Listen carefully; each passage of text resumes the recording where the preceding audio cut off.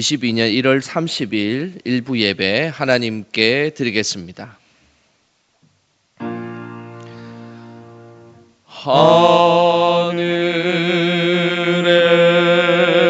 하늘에 계신 아버지 이름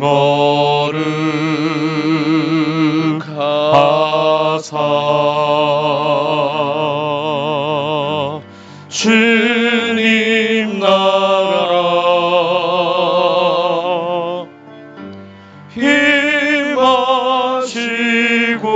힘하시고 뜻이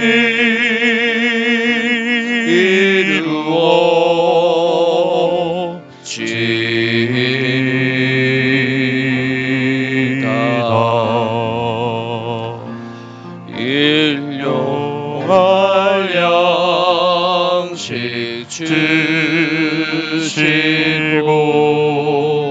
우리들의 큰 죄 다 용서하옵시고 또 시험에 들게 마시고 악에서 구원하소서. 대개 주의 나라 주의 권세 주의 영광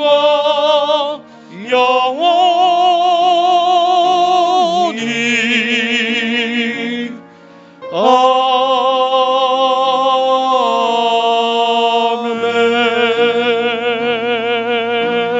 아멘. 우리를 위하여 구원의 뿔을 그 종 다윗의 집에 일으키셨으니 이것은 주께서 예로부터 거룩한 선지자의 입으로 말씀하신 바와 같이 우리 원수에게서와 우리를 미워하는 모든 자의 손에서 구원하시는 일이라.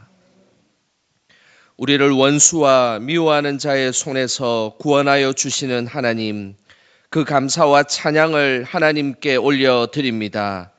영광의 식구들이 모여서 드리는 이 예배를 기쁘게 받아 주옵소서. 이 예배를 통해 거룩한 선지자의 입에서 나오는 구원의 말씀을 믿음으로 화답하게 하시고 늘 구원의 기쁨과 감격이 차고 넘치게 하옵소서. 이 시간 눈을 들어 하나님의 도우심을 구합니다. 천지를 지으신 하나님의 은혜가 가득하게 하옵소서. 우리를 위해서 졸지도 아니하시고 주무시지도 아니하시는 예수님의 이름으로 기도드립니다. 아멘.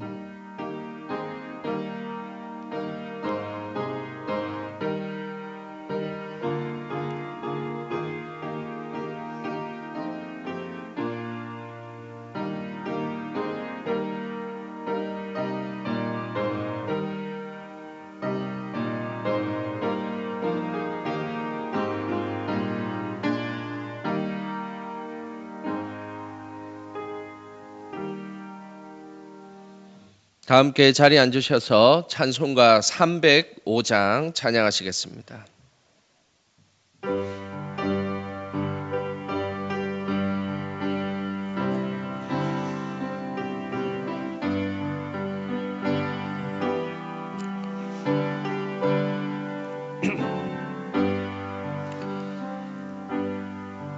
나 같은 죄인 살리신 주 은혜 놀라워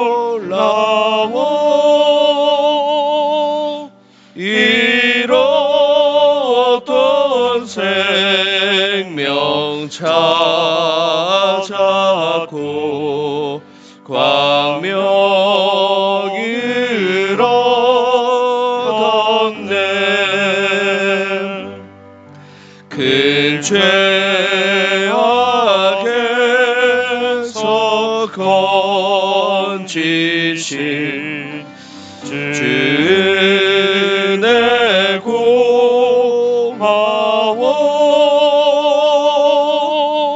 나 서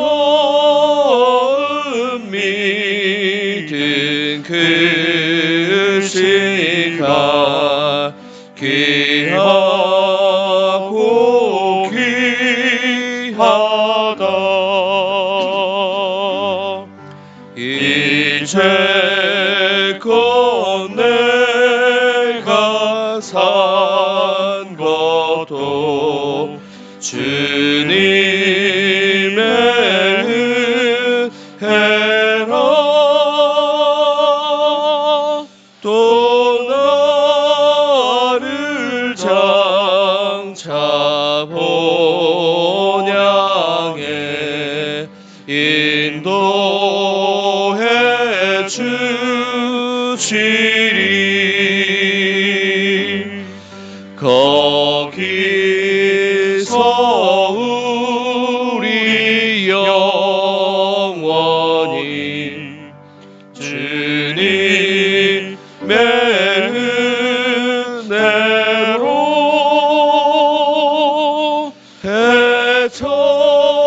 해처럼 밝게 살면서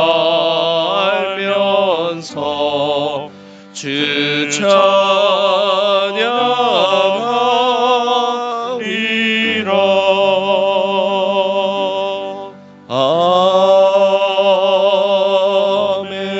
아멘.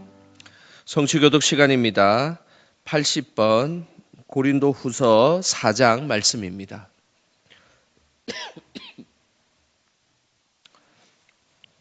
80번 고린도후서 4장 말씀 성시교독 하겠습니다. 우리가 이 보배를 질그릇에 가졌으니 이는 심히 큰 능력은 하나님께 있고 우리에게 있지 아니함을 알게 하려 함이라. 우리가 사방으로 우겨쌈을 당하여도 쌓이지 아니하며 답답한 일을 당하여도 낙심하지 아니하며 박해를 받아도 버림받지 아니하며 거꾸로 뜨림을 당하여도 망하지 아니하고 우리가 항상 예수의 죽음을 몸에 짊어짐은 예수의 생명이 또한 우리 몸에 나타나게 하려 함이라. 우리가 살아있는 자가 항상 예수를 위하여 죽음에 넘겨짐은 예수의 생명이 또한 우리 죽을 육체에 나타나게 하려 함이라. 아멘. 이 시간 지난 한 주를 돌아보며 하나님께 회개 기도하겠습니다. 하나님 아버지, 하나님 앞에 부족하고 연약한 종이 하나님 앞에 섰습니다. 하나님의 거룩함으로 덧입혀 주시고 하나님의 그 기뻐하심과 하나님의 영화로우심이 심령 속에 가득할 수 있도록 주님 인도하여 주시옵소서. 하나님 믿음 없어 하나님 앞에 나가지 못했던 온전하지 못했던 모습들을 하나님 십자가에 감춰 주시고 하나님 거룩함으로 나가게 하여 주시옵소서. 하나님 연약한 감정과 생각과 그리고 우리의 현실들을 하나님 앞에 다 내려놓습니다. 하나님께서 거룩함으로 찾아와 주셔서 머리끝부터 발끝까지 보혈의 피로 하나님 정결하게 하여 주시고 하나님의 거룩함이 하나님의 기쁨이 될 수 있도록 성령 하나님 함께하여 주시옵소서. 이 한 예배도 하나님께 온전히 바쳐지길 원합니다. 성령께서 함께하여 주시옵소서. 우리의 신앙을 사도신경으로 고백하겠습니다. 나는 전능하신 아버지 하나님 천지의 창조주를 믿습니다. 나는 그의 유일하신 아들 우리 주 예수 그리스도를 믿습니다.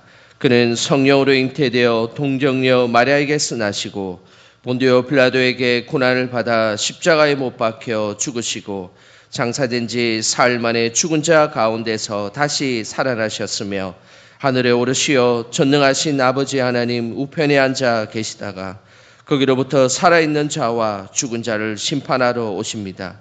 나는 성령을 믿으며 거룩한 공교회와 성도의 교제와 죄로 용서받는 것과 몸의 부활과 영생을 믿습니다. 아멘.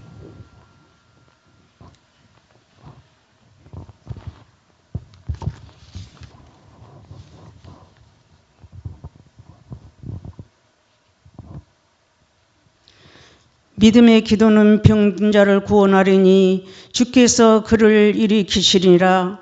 저희들의 참 소망이 되신 우리 예수님 은혜와 사랑을 감사합니다.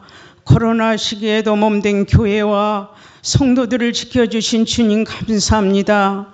성도들을 위해서 기도합니다. 아픈 심령들마다 치료받게 하시고 믿음의 승리자여 은혜의 승리자가 다 되게 하옵소서.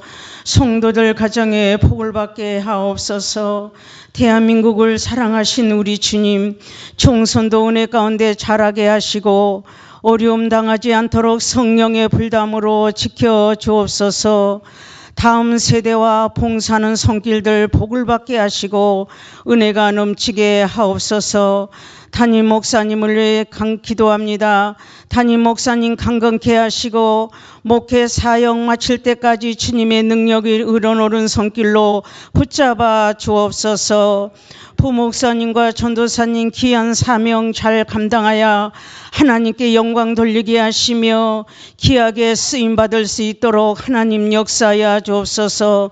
말씀을 선포하는 강태실 목사님에게 큰 은혜를 부어주시고 말씀이 은혜의 말씀이요 능력의 말씀이요 성령의 불의 말씀이 될 수 있도록 도와주시고 몸된 교회에서 사랑받고 인정받는 귀한 종으로 쓰이게 하옵소서. 이 모든 말씀을 생명의 빛 대신 예수님의 이름으로 기도드립니다. 아멘.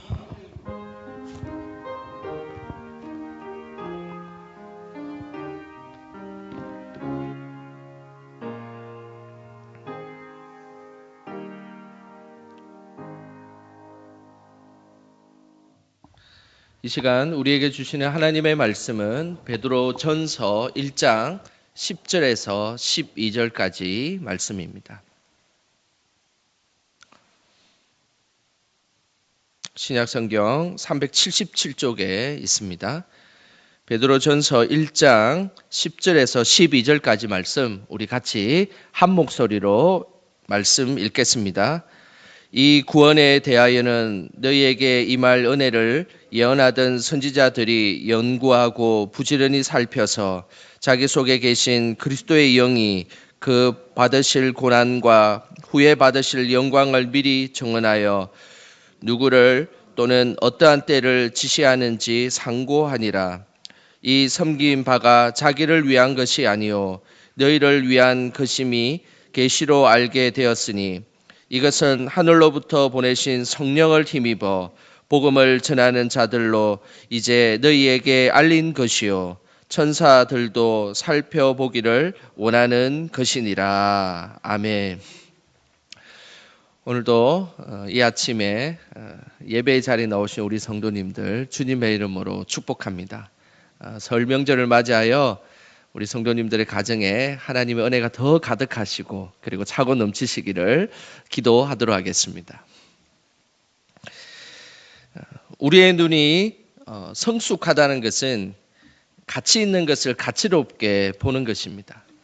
하지만 우리는 가치 있는 것을 가치롭게 보지 못하는 경우들이 있습니다. 1947년 봄에 이스라엘 한 목동이 양을 치고 있었습니다. 그런데 양 한 마리가 갑자기 사라지게 되었습니다. 사막을 아무리 찾아 헤맸지만 양을 찾지 못했습니다. 그런데 때마침 저 위에 동굴 하나가 보였습니다. 그래서 혹시나 그 동굴에 양이 있는지 생각해서 그 동굴에 돌을 이렇게 하나 던졌습니다. 저 동굴에 돌을 던졌는데 그 순간 동굴 속에서 항아리가 쨍그랑하고 깨지는 소리가 들렸던 것이었습니다. 그래서 너무 신기해서 혹시 저곳에 뭐 특별한 것이 있을까 해서 동굴을 겨우 이렇게 올라갔습니다. 동굴에 올라가 보니까 항아리가 큰 항아리, 길다란 항아리가 10개가 있었습니다.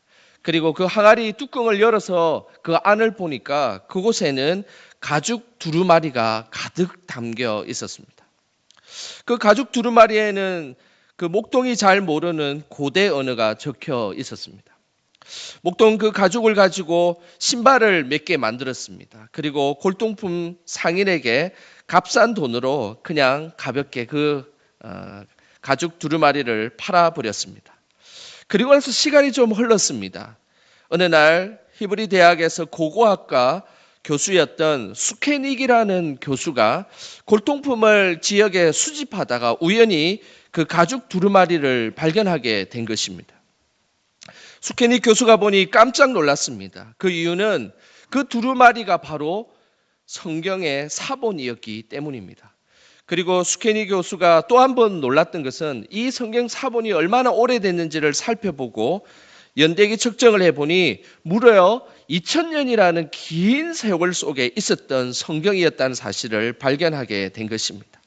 바로 그것이 전 세계의 사람들을 깜짝 놀라게 했던 쿰람 사본이라는 성경입니다.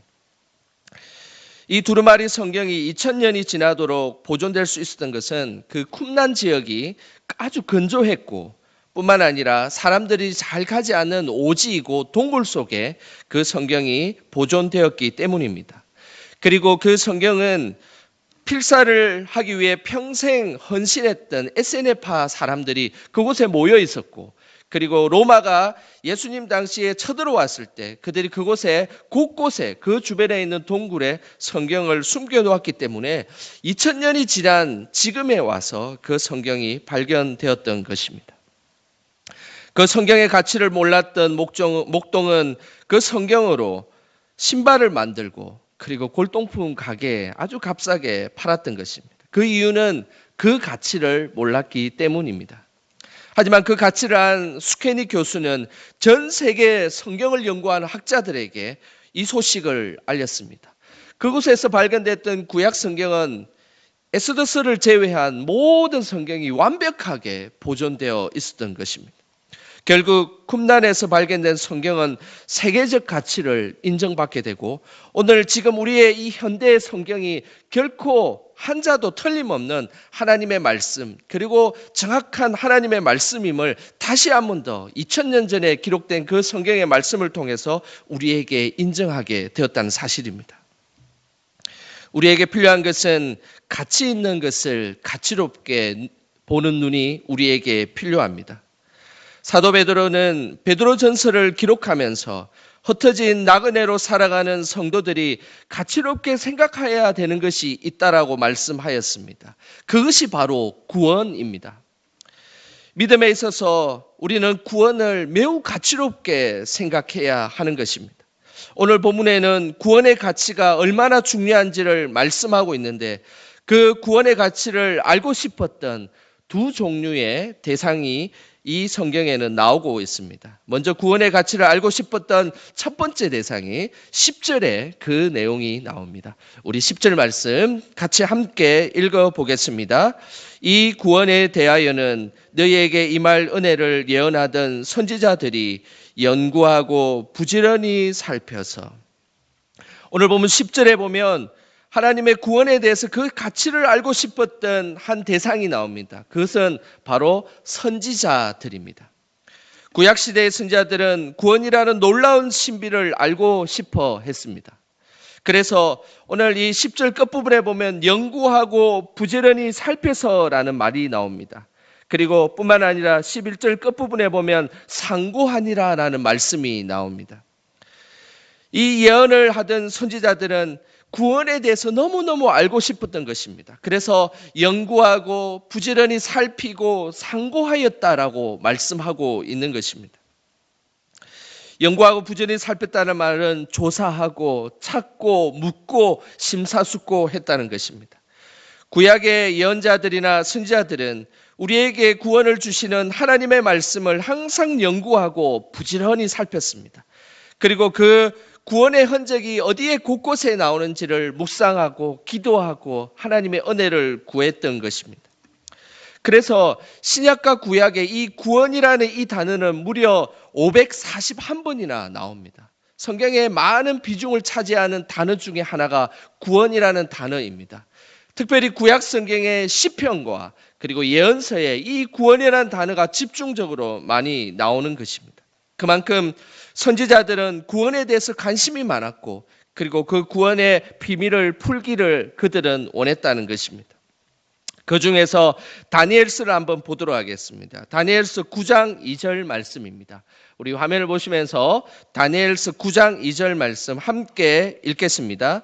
곧 그 통치 원년에 나 다니엘이 책을 통해 여호와께서 말씀으로 선지자 예레미야에게 알려주신 그 연수를 깨달았나니 곧 예루살렘의 황폐함이 70년 만에 그치리라 하신 것이니라.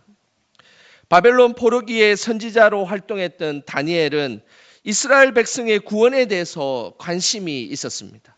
늘 이스라엘 백성들이 도대체 이 바벨론에서 어떻게 구원을 받을 수 있을까에 대해서 관심을 갖고 기도하며 그리고 하나님의 말씀을 묵상하였습니다.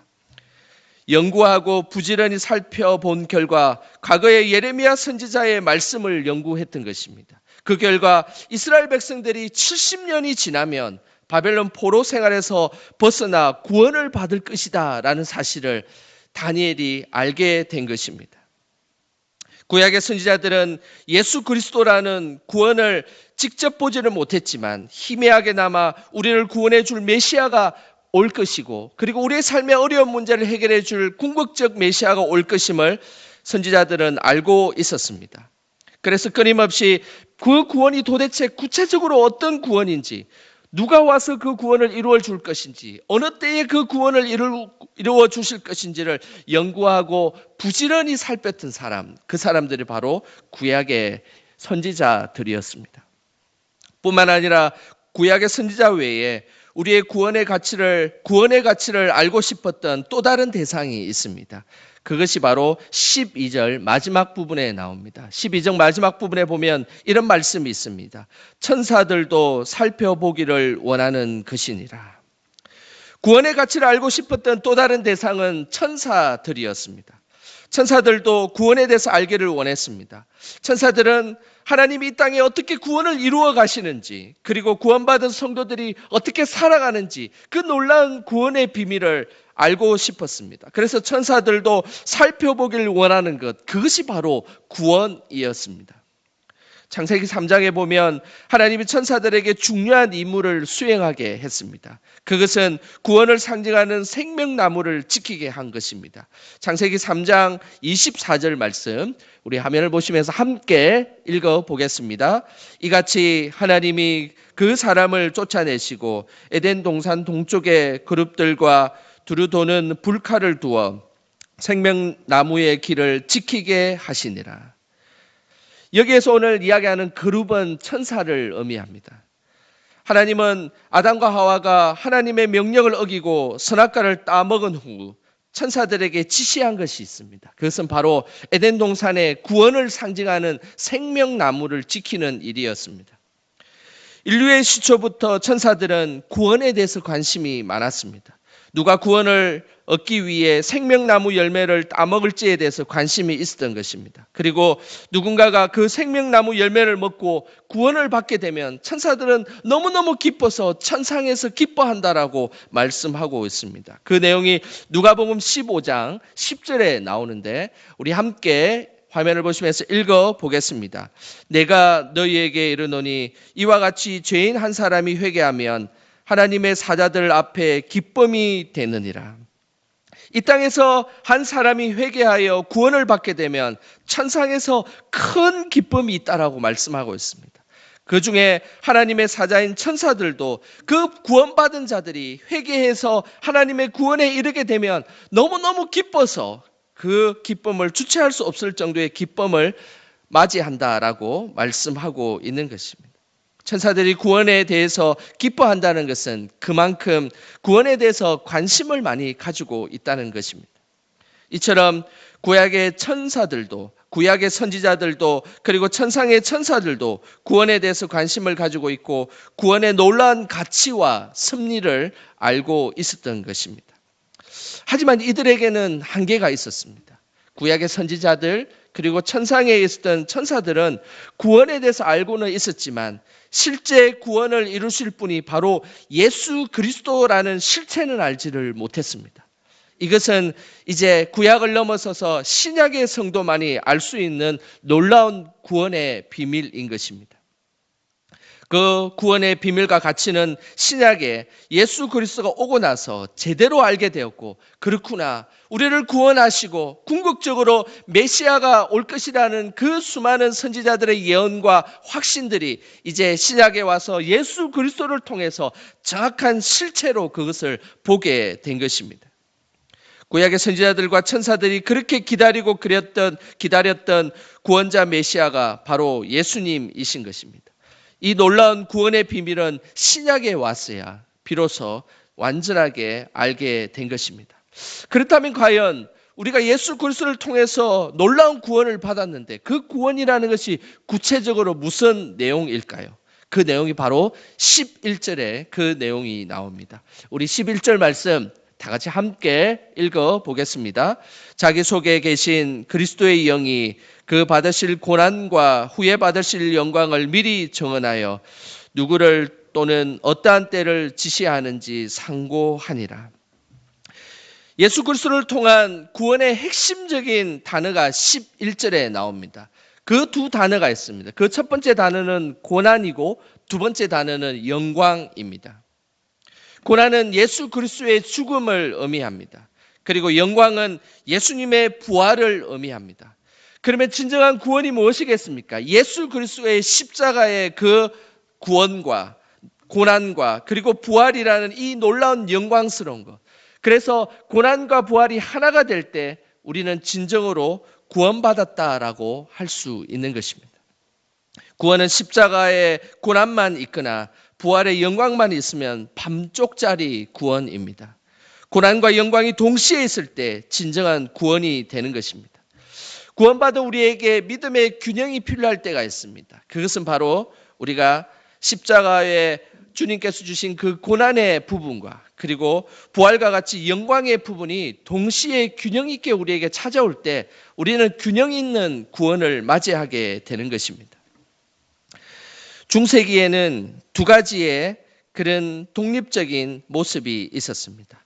고행과 금욕 생활과 관련된 고난과 관련된 수도사들의 모습과 그리고 천국의 열쇠를 가졌다는 영광의 모습인 교황의 모습이었습니다. 수도사들이 행한 고행과 금욕은 특별히 언둔 수도사들을 중심으로 일어났습니다. 이들은 천년 동굴에서 고난을 직접 예수 그리스도의 십자가의 고난을 직접 겪기 위해 겨울에 차디찬 그 바람을 그 천년 동굴에서 고난을 겪었습니다. 그리고 여름에는 모기를 견디며 수행했습니다. 심지어 기둥 위에 조그마한 공간을 만들어서 그곳에서 절제하며 금욕 생활을 했습니다. 이들은 세상을 등지고 살았고 오로지 자신의 과도한 금욕과 수련만을 위해 살았습니다. 결국 고난만이 그들이 믿음의 행위라고 주장을 했던 것입니다. 중세의 타락을 고행과 금욕으로 극복하려고 했던 수도사들은 중세를 정화시키고 하나님께로 신앙을 돌이키는 데는 긍정적인 역할을 했습니다. 하지만 일반 성도들의 삶과 거리감은 고난만을 강조한 한계를 가지고 있었습니다. 중세시대에 또 다른 신앙의 모습이 있었습니다. 그것은 천국의 열쇠를 가지고 있다는 교황의 모습이었습니다.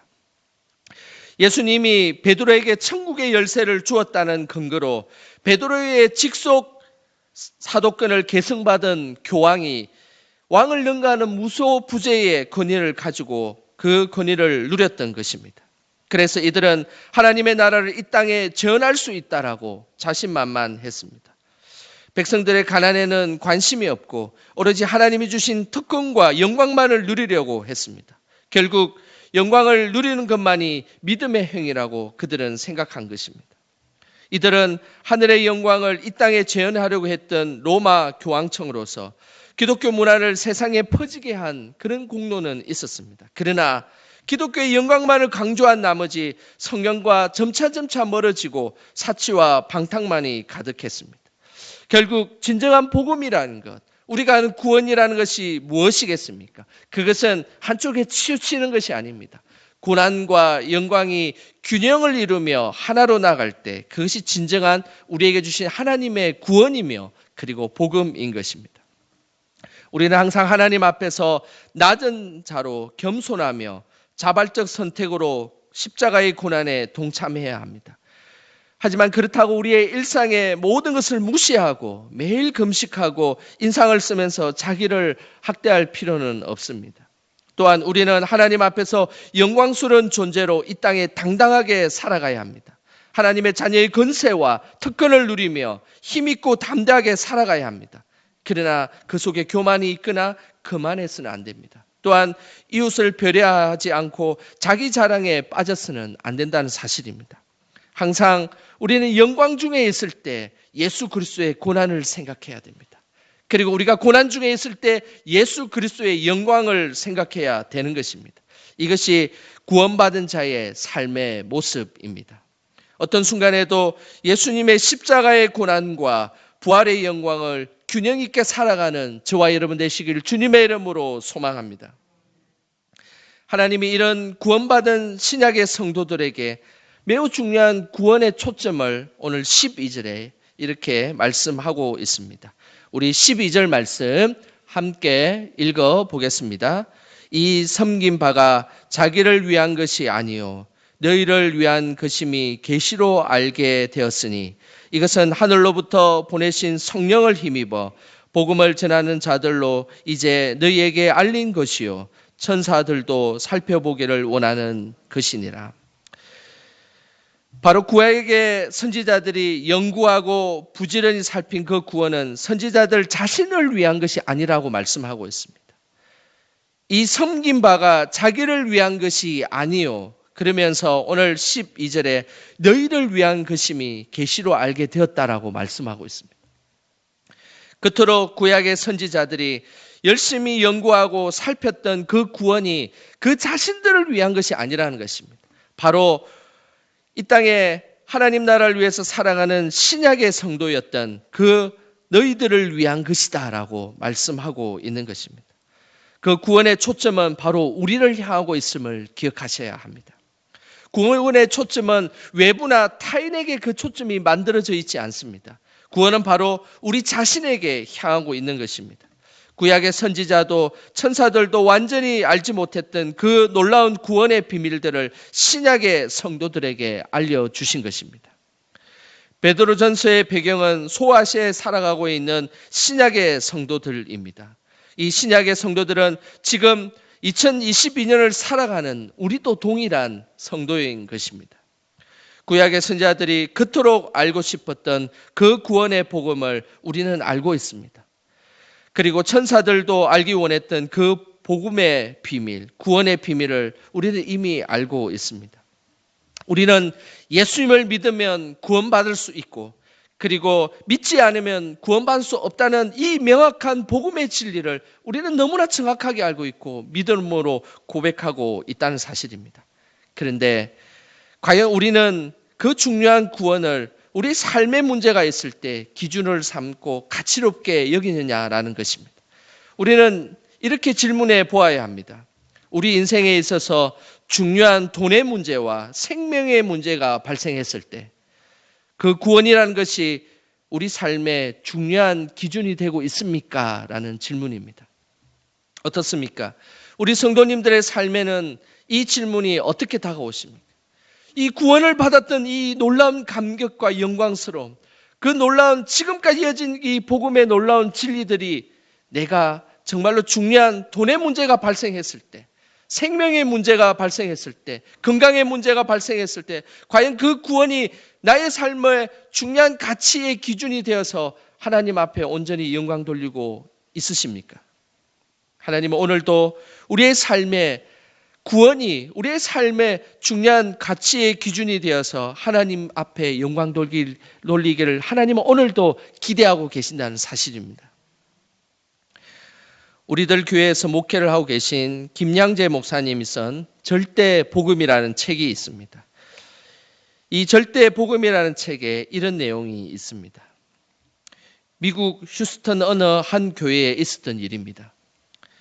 주일 예배에 할아버지 한 분이 참석을 했습니다. 항상 온화하고 밝은 표정을 지었던 그 하나님은 목사님의 간단한 소개와 함께 그가 자신이 젊은 시절에 있었던 간증을 하기 시작했습니다. 할아버지가 젊을 때의 일이었습니다. 어느 날 아들과 아들의 가장 친한 친구를 데리고 바다에 놀러 갔습니다. 보트를 타고 한참 가다가 갑자기 파도가 쳐서 배가 뒤집어지기 시작했습니다. 그리고 배가 완전히 뒤집어져서 바다에 헤매고 있었습니다. 간신히 손을 내밀어 배의 모퉁이를 잡았지만 살려줄 구명조끼는 하나뿐이었습니다. 그 구명조끼를 아들에게 줄 것인가 아니면 아들의 친구에게 줄 것인가를 결정해야 되는 순간이었습니다. 그 순간 그 노인에게 하나님이 이런 생각을 들게 했습니다. 내 아들은 예수님을 믿고 있기 때문에 지금 죽어도 천국에 갈 수 있는데 아들의 친구는 지금 죽으면 지옥에 갈 수밖에 없겠다라는 생각을 바로 그 절체절명의 순간에 하나님이 하게 하셨습니다. 그때 그는 눈물을 머금고 아들을 바라보며 아들아 진심으로 너를 사랑한다라고 말을 한 뒤 아들의 친구에게 그 구명조끼를 준 것입니다. 한참 뒤 아들은 파도에 휩쓸려 보이지 않았습니다. 그리고는 더 이상 아들을 이 땅에서 볼 수 없게 되었습니다. 그 노인은 마지막으로 간증을 마치며 이렇게 이야기를 했습니다. 그때 살아남은 아들의 친구가 지금 바로 이 교회의 목사님입니다. 이 땅에서 예수 그리스도의 고난과 영광의 복음이 우리 가슴 속에 있다는 것은 우리는 생각과 관념만으로 그것을 받아들인 것이 아닙니다. 그 구원을 갖고 있다는 것, 복음의 진리를 알고 있다는 것이 우리 삶에 그냥 단순히 생각으로 그냥 나의 삶에 어린 시절부터 살아왔던 그냥 평소에 들었던 그런 가치롭지 않는 것으로 우리에게 다가오지 않기를 소망합니다. 우리의 치열한 삶의 매 순간마다 구원의 복음이 살아 역사하여서 영향력을 미치게 할 때 그것이 바로 구원받은 자의 모습인 것입니다. 어떤 것이 가치로운 것인지 어떤 것이 가치롭지 않은 것을 결정할 때 그 구원이 우리 삶의 기준이 되어야 된다는 사실입니다. 그것이 바로 살아 역사하는 구원을 가진 그 성령이 우리에게 주시고자 하셨던 구원의 역사인 것입니다. 구약의 선지자들이 연구하고 천사들도 알기 원했던 그 구원의 복음이 우리의 천국 가는 그날까지 살아 역사하여서 하나님 앞에 영광 돌리는 저와 여러분 되시길 주님의 이름으로 축원합니다. 기도하겠습니다. 하나님 아버지, 우리에게 구원을 주시고 그 구원의 가치를 깨닫게 해주셔서 감사드립니다. 우리를 위해 십자가에서 고난받으시고 부활의 영광으로 우리를 구원해 주신 그 은혜를 하나님 일평생 잊지 않고 살아 역사하며 나아갈 수 있도록 주님 인도하여 주시옵소서. 이 땅을 살아갈 때에 항상 구원받은 자의 모습으로 담대하게 살아가게 하시고 구원을 이루시는 주님께서 우리의 삶의 모든 삶의 순간에 선택의 기로에 섰을 때 그 구원으로 인하여서 선택하며 하나님께 영광 돌리게 하여 주시옵소서. 천사들도 살펴보기를 원하는 구원을 주신 예수님의 이름으로 기도드립니다. 아멘. 이 시간 주신 말씀 기억하시면서 찬송가 497장 찬양하시겠습니다.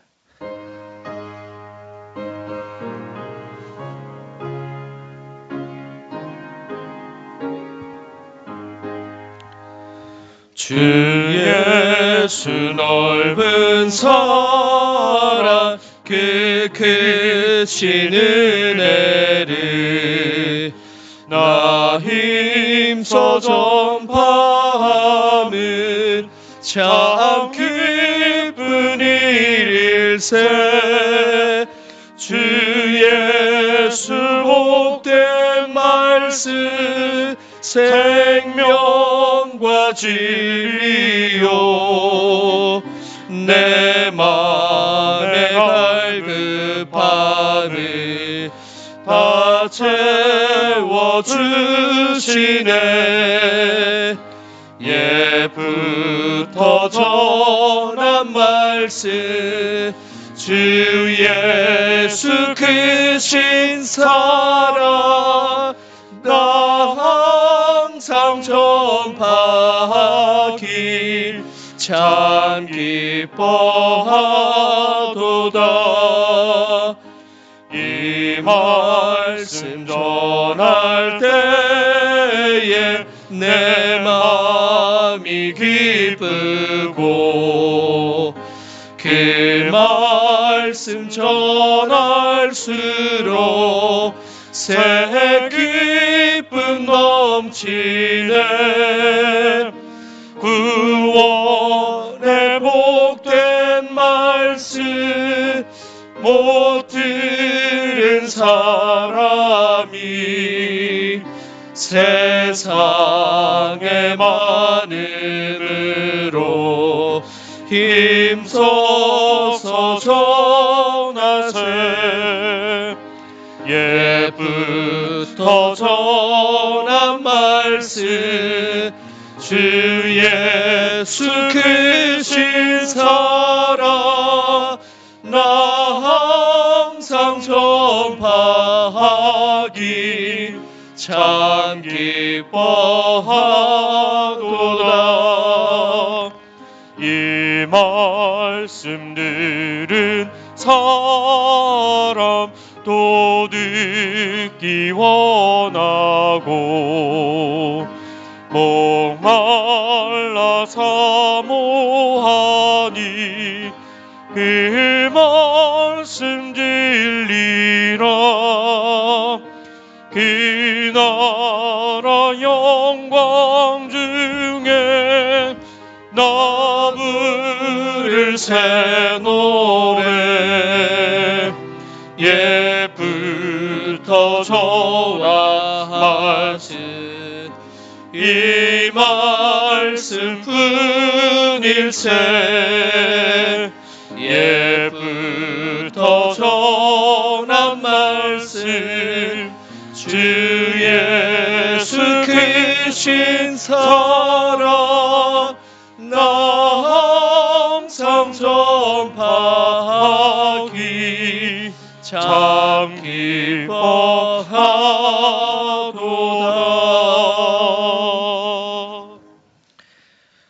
죄 많은 우리를 구원으로 인도하여 주시는 하나님, 그 은혜에 감사하는 마음으로 영광의 성도들이 예물을 올려드립니다. 이 예물을 기쁘게 받아 주옵소서. 하나님께서 우리 삶의 터전 위에 함께 하셔서 흔들림 없는 견고한 반석과 산성이 되어 주시고 늘 하나님 안에 거하는 기쁨과 소망을 누리게 하옵소서. 항상 복의 근원 되시는 하나님께서 우리가 있는 곳에 임재하여 주시고 한량없는 자비와 은혜를 충만히 내려 주시옵소서. 이번 주는 설 명절이 있습니다. 새해에는 더욱 하나님께 소망을 두게 하시고 온 가족이 소외됨 없이 하나님께서 주시는 복을 누리는 시간이 되게 하옵소서. 오고 가는 교통편 위에 함께 하셔서 안전하고 행복한 설 명절이 될 수 있도록 성령께서 함께하여 주시옵소서. 수술하고 퇴원한 성도들 위해 주의 치유하심과 권능을 부어 주시고 장기간 요양원과 병원과 가정에 있는 성도들을 기억하여 주셔서 이번 명절이 외롭지 않게 하시고 강건함으로 덧입혀 주시옵소서. 코로나가 갑작스럽게 확산되고 있습니다. 흔들림 없이 믿음의 경주를 이어가게 하시고 성령께서 주시는 지혜와 능력으로 이 시기를 잘 극복할 수 있게 하옵소서. 나라와 민족을 지켜주셔서 하나님께서 원하시는 대통령을 세워주시고 저 북녘 땅에도 굶거나 질병으로 힘들어하는 백성들이 없도록 주님께서 보살펴 주시옵소서. 온 세계 열방 가운데 복음을 전하는 선교사님들을 성령으로 인도하여 주시고 잘못된 사상과 정치로 인해서 고난당하고 있는 주의 성도들을 눈동자같이 지켜 주시옵소서. 우리에게 생명의 면류관을 주시는 예수님의 이름으로 기도드립니다. 아멘.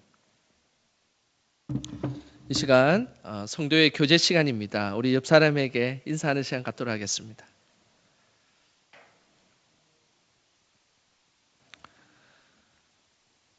어, 6월 1일 화요일은 민족의 설 명절입니다. 가족과 이웃과 함께 하나님 안에서 복된 설 명절 보내시기를 기도하겠습니다. 설날 가정 예배문이 준비되었습니다. 필요하신 분들은 예배 마치고 우리 본당 로비 앞에 있으니 가져가시길 바랍니다. 설 명절 연휴에도 평상시와 같이 새벽기도 계속 진행됩니다. 코로나 위기 속에서도 하나님께 소망을 두고 현장 예배와 온라인 예배, 성경 읽기, 기도 생활에 더욱더 힘써 주시기를 부탁드립니다.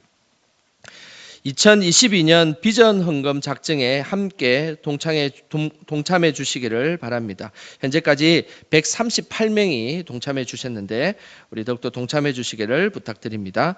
2022년 선교 지원 현황은 국내는 170만 원, 해외 5곳은 995만 원으로 매월 이렇게 265만 원을 선교 지원을 하게 됐습니다. 이것은 이제 국내와 해외에 해당되는 선교 지원이고, 그 외에도 우리 교회는 많은 선교비를 감당하고 있습니다. 그래서 선교 지원 이렇게 올 한 해 한다는 거 기억하시고 기도 부탁드리겠습니다.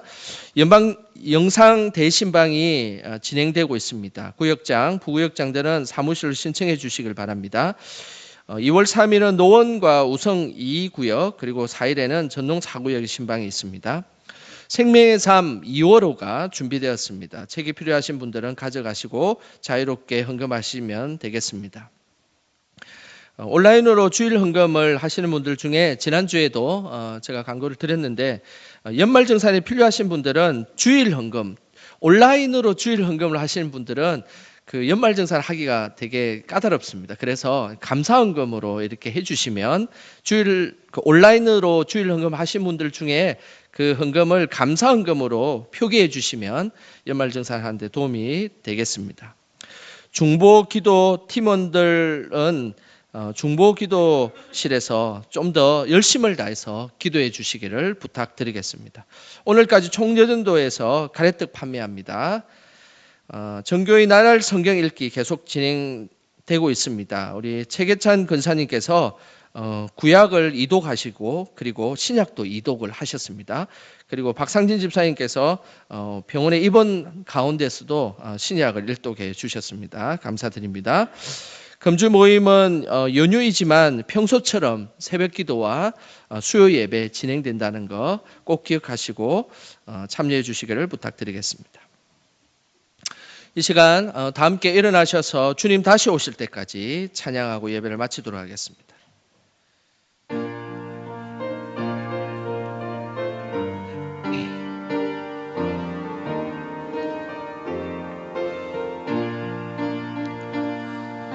주님 다시 오실 때까지 나는 이 길을 가리라.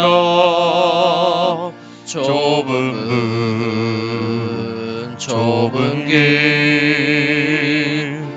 나의 십자가 지고 나의 가는 이 길 끝에서 나는 주님을 보리라.